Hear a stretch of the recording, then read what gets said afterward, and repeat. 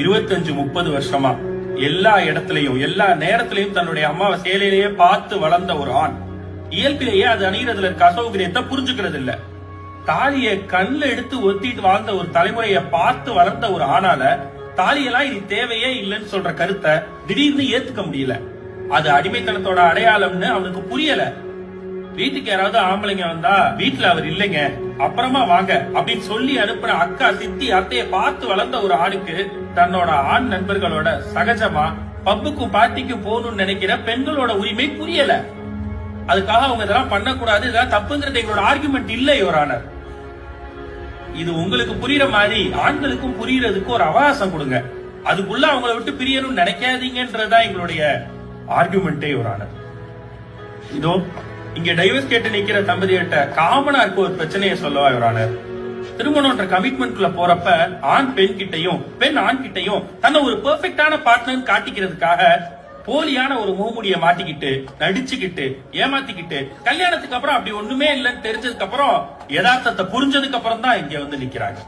Influence இந்த ஜெனரேஷனோட சாபக்கேடு Your Honour. இந்த வார்த்தை இன்டர்நெட்ல யாரு எந்த விஷயத்தை எதுக்கு பண்றாங்கன்னே தெரிஞ்சுக்காம அதை நானும் பண்ணுவேன் அப்படியே பண்ணுவேன் அடம்பிடிக்கிற பொண்ணுங்களை பாக்குறப்ப அதுல எந்த பெண் முன்னேற்ற சிந்தனையும் எங்களுக்கு தெரியலையே மேம். சாப்பிடுற சாப்பாட்டுல இருந்து போடுற டிரெஸ் யூஸ் பண்ற டாய்லெட் வரைக்கும் வெஸ்டர்ன் கல்ச்சர் தான் வேணும்னு அடம்பிடிக்கிற அதையே ஒரு பெருமையான முன்னேற்றமா நினைக்கிற பெண்கள் கல்யாணம் வர்றப்ப மட்டும் இந்திய முறைப்படி ஆடம்பரமா பிரம்மாண்டமா நடக்கணும்னு நினைக்கிறாங்க. இந்த கார் வேணும், இந்த மஹால்ல தான் நடக்கணும், இவ்ளோ பணம் வேணும், இவ்ளோ நகை வேணும் கேட்டு பெத்தவங்க கிட்ட உரிமையா நீயா நானால சண்டை போடுற பொண்ணுங்க கிட்ட நான் ஒண்ணு கேக்குறேன். ஏன் அதையும் வெஸ்டர்ன் கல்ச்சர் மாதிரியே 4 பேர் சிம்பிளா ஒரு கோயில்ல போய் பண்ணிக்க கூடாது? இங்க விவாகரத்து அப்ளை பண்ணிருக்கவங்கள எத்தனை பேர் அவங்களோட கல்யாணத்தை அவங்களோட காசுல பண்ணாங்கன்னு கேளுங்க மேம். அவங்களுக்கு பிடிச்ச ஒவ்வொன்னையும் பார்த்து பார்த்து பார்த்து பண்ணி இன்னைக்கு வந்து அவங்களோட பெத்தவங்க அதுக்கான கடனை கட்டிட்டு இருக்காங்க. ஒவ்வொரு ரூபாயும் உன்னை கேட்டுதான் செலவழிக்கணுமாங்கிறது அடிமைத்தனம்னா ஓடா தேஞ்சு உழைச்சு சம்பாதிச்ச காசை குடும்பம் மனைவி குழந்தை படிப்பு மருந்து மாத்திரை கடன் எல்லாத்துக்கும் செலவு பண்ணிட்டு தனக்குன்னு ₹1 கூட செலவு பண்ண முடியாம இருக்க ஆண்களும் அடிமைதானே மேடம்.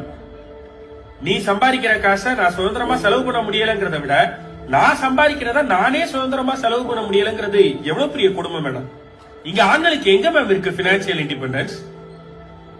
அது எப்படி மேடம்? இந்த நாட்டுல ஒரே ரூபாத்தால் தான், ஆனா அது பெண்கள் சம்பாதிக்கிறப்ப சாதனையாவும் ஆண்கள் சம்பாதிக்கிறப்ப கடமையாவும் பார்க்கப்படுது.